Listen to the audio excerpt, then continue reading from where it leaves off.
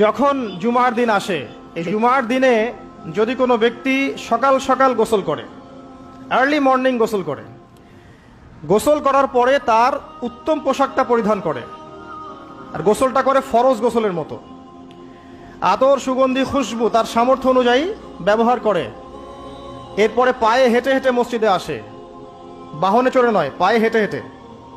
যদি আপনি অনেক দূরে থাকেন সেটা আলাদা কথা।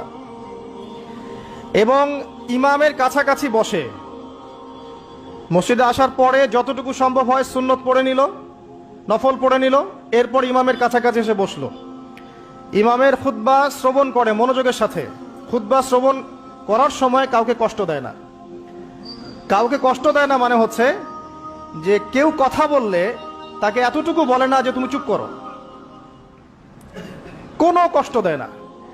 ইমামের খুতবা শ্রবণ করে, নামাজ পড়ে ইমামের সাথে।